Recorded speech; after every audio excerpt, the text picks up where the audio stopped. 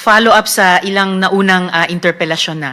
Itong pinag-usapan at iniintindi naming coordinates, magkakaibang klaseng mga coordinates, anong epekto ng balitang hindi tama ang coordinates na ginamit sa pagtunton ng mga posibleng ghost at saka substandard projects? Ano yung naramdaman ng department na epekto ng ganon?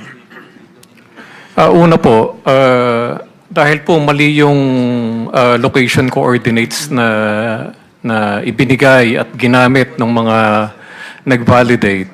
Siyempre po, ang effect po noon is na-mislead po sila into the wrong locations. And even po yung report na isinubmit nila is basically mali rin po kasi mali na kagad yung location coordinates na pinagbasihan po nila ng inspection po nila. So, ang effect po nito is basically po, we will restart all over. Kung natapos na po natin yung 1/3 ng 30,000 flood control projects in the last 10 years, and then i-reassess naman po natin to. Just to be sure po na with our data.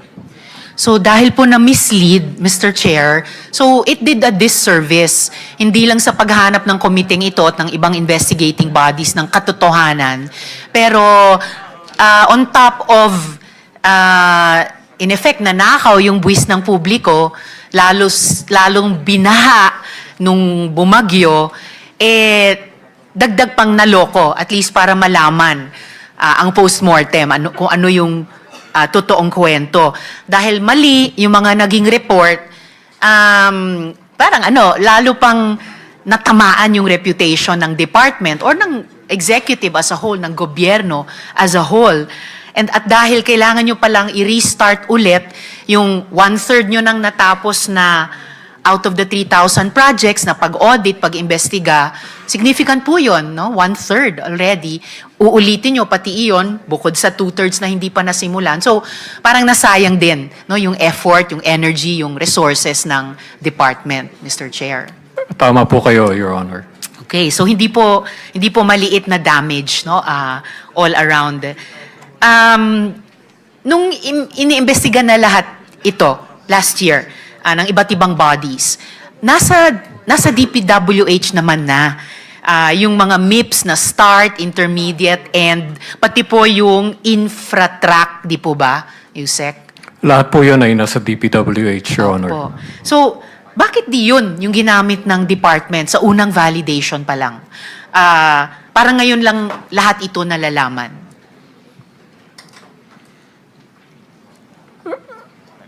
Sige. Yes, Madam Mr. Chair, Chair. Yusek Bernabe. Yes, ma'am. Because I think nung initially po, nagbuo nga po ng team itong ICI, composed of the AFP, PNP, and DepDev. And they relied on the coordinates dun po sa Sumbong sa Pangulo. So they followed that Sumbong sa Pangulo coordinates, which is the MIPS coordinates. I see. So Opo. pati yung AFP at PNP na mislead sa simula. Pati sila na mali sa report dahil dito. Yun po yung kanilang pinuntahan po, yung MIPS Yes. coordinates po. Bale po, the DPWH is also coordinating with ICI to give technical support. Pero po, ito pong 421 talaga ay sa ICI po ito na task. And pati po yung AFP at PNP, dagdag sa marami na nilang trabaho, kailangan nilang sumama ulit sa DPWH, ulitin yung pag-audit, investigate sa mga 1/3 of the total number of projects. Possibly po. Possibly. So pati po sila nabanatan. Yes, Mr. Chair. Mr. Chairman, Senator just one quick Pangilinan. interjection. During the hearing of the Committee on Justice of the Senate, the ICI, the chairperson, as well as secretaries, Babes, mentioned that there were 400 plus ghost projects. So you're saying that the ICI was also misled based on the wrong information? Mr. Chair, yun po. The coordinates they used was the MIPS. So that now we have to revalidate using also the coordinates of the infra track to ensure that indeed if it is ghost or or it is in a different location, Mr. Chair.